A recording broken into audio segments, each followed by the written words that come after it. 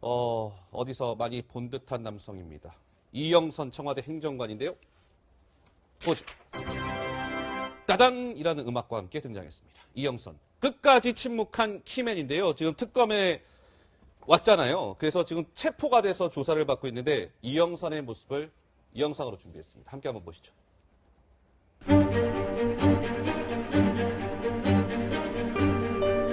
비선으로 지금 몇 명이나 출입시키신 거예요?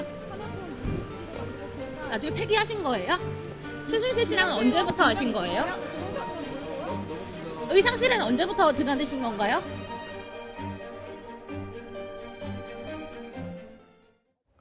그러니까 지금 이영선 씨가 그 비선 진료하는 의사들을 청와대로 들여보냈다가 또 나가게도 해주고 한 핵심 인물인데 키맨이에요, 키맨. 오늘도 특검 조사에서 아무 말도 안 하고 있다고 해요. 이게 그러니까 예측했던 건데요. 예측했었어요? 네, 이영선 행정관은 제가 볼 때는 계속 묵비권 네. 아마 주장할 것 같아요. 왜냐하면 지금 이영선 행정관이 하는 거는 굉장히 중요한 여러 가지 일을 지금 다 했잖아요. 주사 아주머니 들어갔습니다. 뭐 이게 다 네. 나왔는데 근데 문제는 뭐냐면 문제는요? 딱 떨어지는 범죄가 없어요.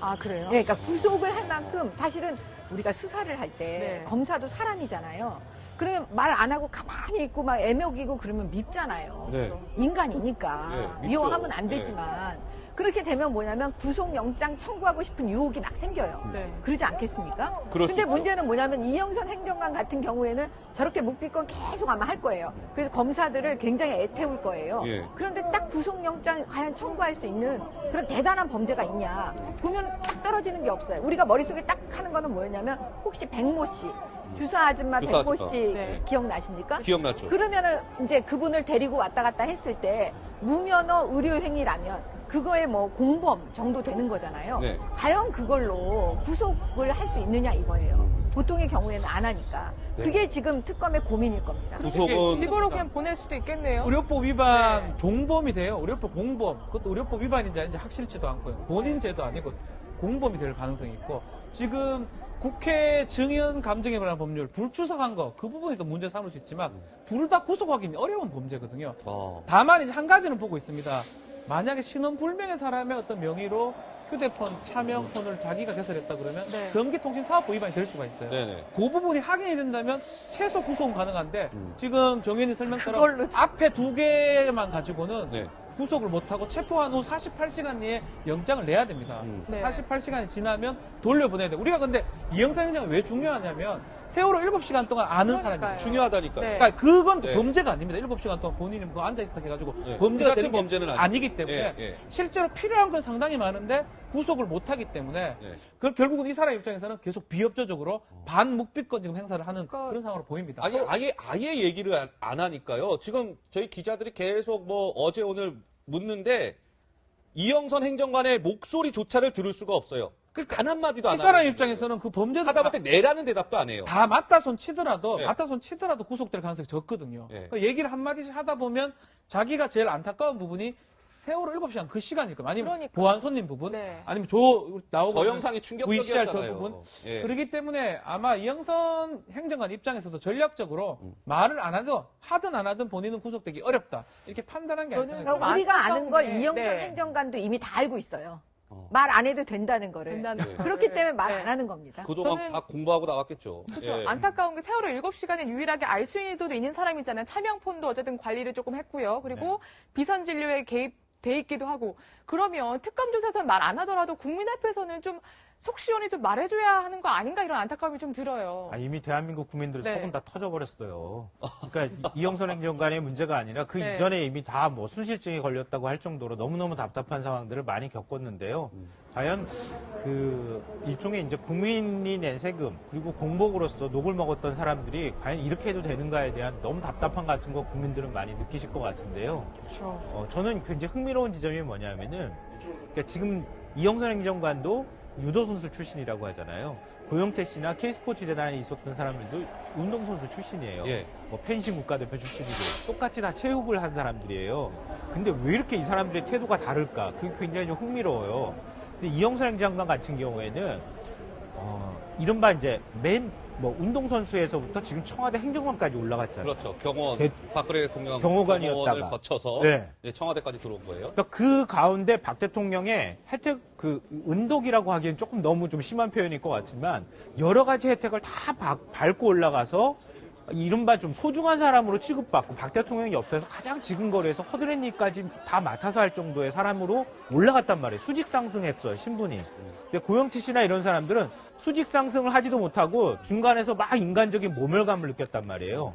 이런 사람들이 만약에 두 사람이 법정이나 아니면 특검에 딱 사무실에 갔을 때 예. 고영태나 이런 사람들은 굉장한 배신감을 느꼈을 거고 네. 이영선 행정관은 굉장한 고마움을 마음속에 갖고 있지 않을까. 예. 그러니까 이렇게 수사할 때 대하는 태도 자체가 물론 자기에 대한 유불리도 있지만 네.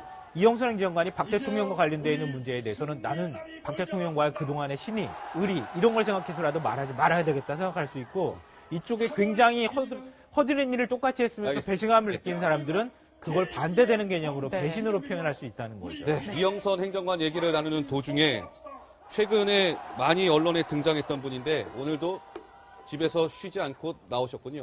김평호 변호사입니다. 김평호 변호사. 지금 대통령 대리인단에 포함되어 있는 김평호 변호사가 대한문에서 태극기를 손에 쥐고 발언을 이어가고 있는 모습이죠. 네, 예. 표정이 굉장히 밝으시고 또 이게 발언을 좀 준비해 오셨어요. 지금 어떤 말을 할 건지 한번 어떤 발언을 하는지 잠깐만 들어볼까요? 잠깐만 듣고 갈까요? 네, 네. 예, 그럼 현장으로 한번 가보겠습니다.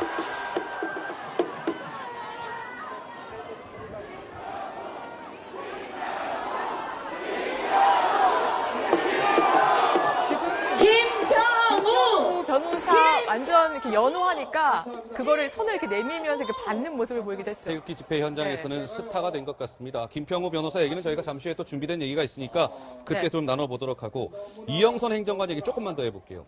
그러니까 이영선 행정관이 중요한 이유는 아까 박 변호사님도 잠깐 말씀을 주셨지만 이제 세월호 7시간에 키를 쥐고 있는 사람이기 때문에 더 그런 것인데 이 김영재 원장이라고 아마 기억을 하실 겁니다. 김영재 원장이 청문회 당시에 박근혜 대통령 미용 시술한 적 있습니까? 라는 의원들의 질문이 쇄도했는데 그때 뭐라고 얘기했습니까? 자기는 절대 아니다라고 얘기했잖아요.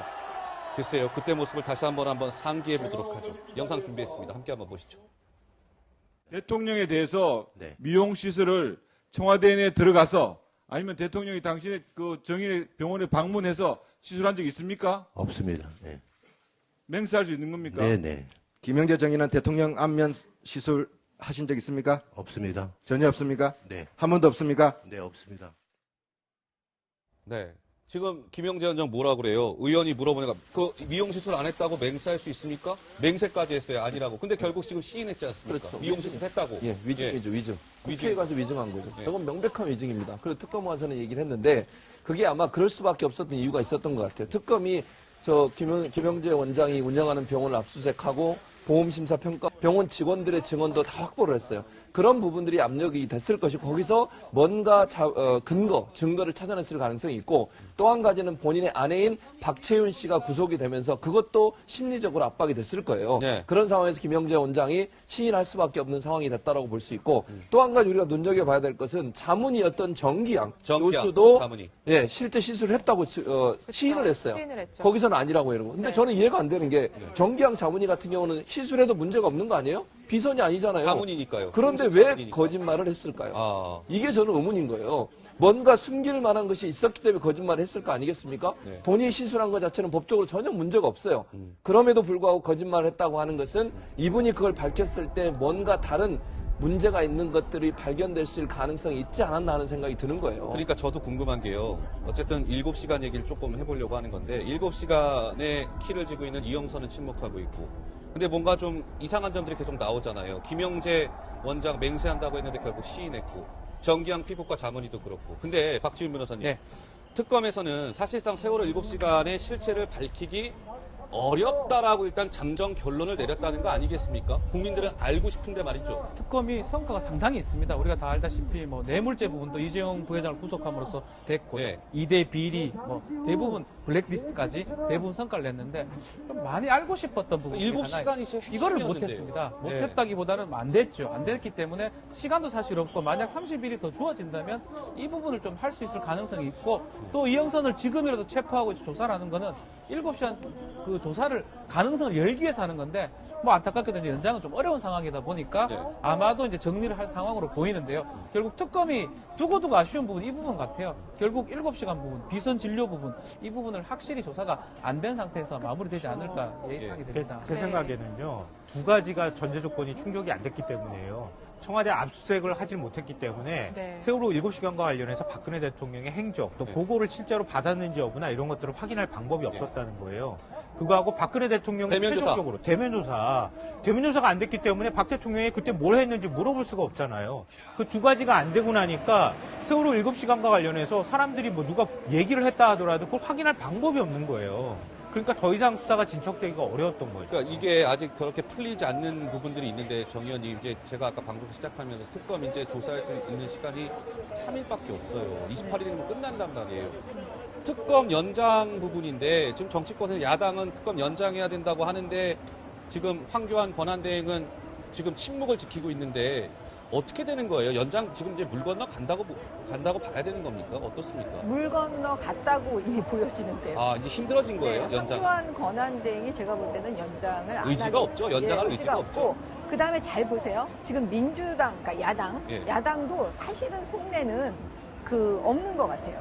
연장을 예, 의지가 없는 거예요? 겉으로는 얘기를 하지만 네. 정치권 속내를 보면 지금 여당이든 여당은 당연하겠지만 야당도 실제로는 원하고 있지 않다. 왜요? 라고 왜요? 한 왜 거예요. 원하지 왜냐? 않아요? 예. 그게 핵심이 뭐냐면요.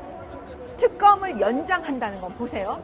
그 헌법재판소 결정 이후까지 특검 수사가 되는 거잖아요. 그렇죠. 그러면 지금 탄핵이 인용될 가능성이 높다고 본다면 이건 그렇죠. 가정입니다. 예. 그럼 어떻게 되겠어요? 바로 박근혜 대통령 특검은 구속해야 되는 상황이 특검이 박 대통령을 구속해야 되는 예, 상황이 상황이 오는 거죠? 벌어질 게 너무나 뻔히 보이는 그렇죠. 거예요. 네. 그러니까 정치권에서도 그거를 감당할 수가 없으니까 제가 볼 때는 지금 다 주춤거리고 있는 게 아닌가 이런 생각이 듭니다. 그러니까 오히려 뭐 보수와 결집한다든가 이렇게 역풍이 거셀 것 같으니까 차라리 여기서 마무리하고 바로 대선 전국으로 넘어갔으면 좋겠다. 그렇지요. 이런 말씀이신 왜냐하면 거죠? 지금 대선 후보자들은 네. 네. 다 대선하고 싶어해요. 그렇죠. 대선하고 싶어하지 이 수사에는 사실 별 관심이 없어 보일 수도 있잖아요. 네. 근데 만약에 특검을 연장하면 대선 전국은 사라지고 네. 대선 그러네요. 아닌 대선을 치를 또 수밖에 특검에만 없는 관심이 몰리겠네요. 상황이 되고 특검에만 이제 박근혜 대통령 수사에만 집중이 되니까 음. 제가 볼 때는 야당도 원하지 않는 것이 아닌가 이런 추측을 해봅니다. 근데 네. 저는 좀 생각이 다른데요. 그럼 네. 검찰로 가면 검찰은 박근혜 대통령이 사인이 됐을 때 기소 안 하나요? 구속 안 되나요? 아니